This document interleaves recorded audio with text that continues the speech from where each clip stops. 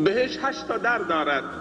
یکی از درهای بهشت اسمش باب الریانه، در ریان. فاصله یک لنگی در بهشت مسافت 40 سال اسب تازی است. خدا کنهشو بهتر میداند. این در رمضان باز می شود و در روز قیامت هم باز می شود. روز قیامت که رسید، در روایت دیگه وارد شده که للصائم فرحتان، برای روزدار دو خوشحالی هست، فرحت عند فطره و فرحت عند لقاء ربه.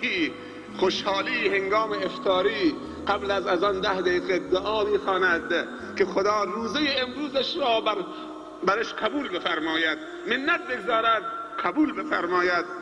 بعد مؤذن اذان میگوید، خرما دستش منتظر مؤذنه تا گفت الله اکبر خوشحال می شود، الحمدلله که امروز روزمو به جا رسوندم. و بر رزق خدا افطار می کند و طلب مغفرت می کند. این یک خوشحالی. خوشحالی دوم هنگامی که با روزه و پروندی پر از روزه ملاقات پروردگار می کند. خداوند در روز قیامت در دشت محشر سوال می کند، این الصائمون من امت محمد صلی الله علیه و سلم، روزداران امت محمد کجا هستن این روز؟ هر کسی روزه گرفته دستشو بلند میکنه، هر کسی نگرفته اگه دستشو بلند کرد دستشو خرد میکنن. روزداران که دستشون رو بلند کردن میگوین از این در وارد بشوید، هذا باب الریان للصائمین. آخرین نفر روزدار که از در ریان وارد شد، در ریان رو میبندن. بر خود ظلم نکنیم. 4-5 روز دیگه رمضان رفتنی است. 24 روز پیش هنگام غروب آفتاب پیر و جوان رو به قبله اینطوری نگاه میکردن، پشت بام ایستاده بودن نگاه میکردن، با دوربین نگاه میکردن، دنبال چی میگشتن؟ که آیا هلال ماه رمضان را پیدا کنند. هلال پیدا کردی، 24 روز گذشت، چه کار کردی؟ برای خودت، برای خانوادت، برای جامعت چه کار کردی؟ هلال تمام شد، پر شد، تمام شد، رمضان داره خداحافظی میکند، رو سیاهی به زغال ماند. دیگه برکت رمضان چیه؟ قرآن و روزه شفاعت میکنه در انسان، به درگاه رب پروردگار صدا میزند.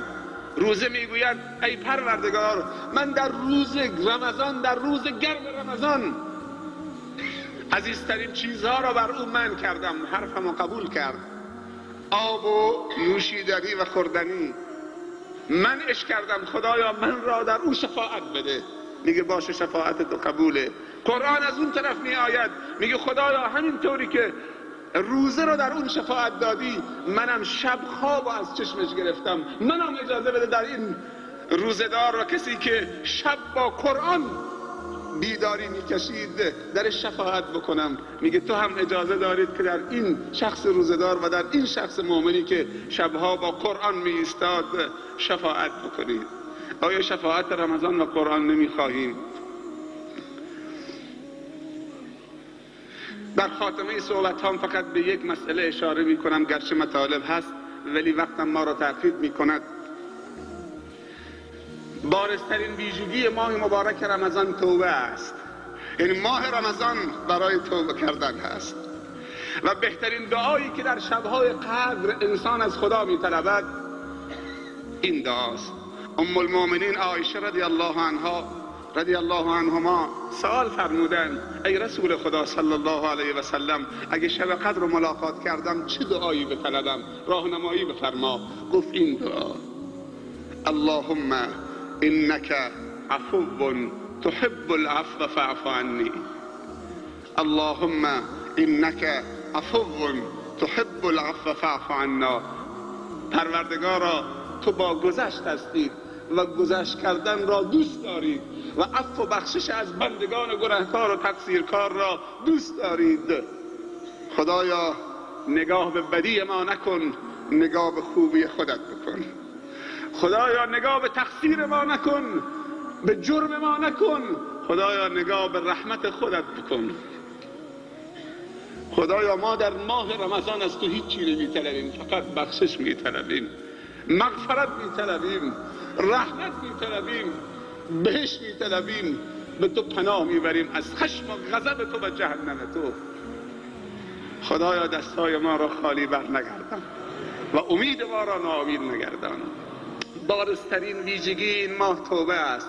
هر کسی در گذشته این ماه، این 24 روز کوتاهی کرده، این چند روز باقی مانده را دریابه.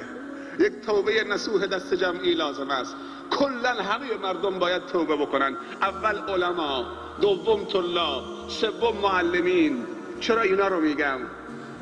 اول علما، چهارم معلمین مدارس، چه حوزه ها و چه مدارس دیگر. چون اینها بازاری ها، دانشجوها، ورزشکارا، مادرها، خواهرها، دخترها، پسرها، همه باید توبه بکنن تا رحمت خدا نازل بشود. علت گناه سه چیز است: یک جهل، دو ضعف اراده، سه تکبر. اگر گناه از روی جهل و نادانی باشد، وظیفه علما و معلمین و طلاب اینه که مردم رو آگاه بکنن، کلاس بذارن. خیلی از مردم گناه میکنن، نمیدونن که این گناهه. وقتی بهش تذکر میدی میگه خدا ببخشه، کاش که 4 ماه زودتر میگفتی. خدا ببخشه، ما نفهمیدیم، کسی هم به ما نگفت، معذوریم. خدا از تقصیر ما بگذره، دیگه انجام نمیدهیم. وظیفه علما را سنگین میکنه. خیلی از مردم امروز میگویند ما نمیدونستیم این گناه، آلوده شدیم. طلاب کجا هستند؟ علما کجا هستند؟ کافیه رو کرسی نشستن دردی رو دوا نمیکنه. مسلمان ها را از ما میگیرن. زمانی که علما به مدارس چسبیدن و به منابر چسبیدن و حرکت نکردن برن در روستاها و در اطراف و در مناطق خودشون عرضه بکنن، علمشون رو به مردم برسانن، دشمنان اسلام عزیزترین سرمایه ها رو از ما گرفت. جوانای ما همه آلوده شدن. با نشستن کاری، در حرکت برکت است، در قبول زحمت رحمت است، در هجرت نصرت است.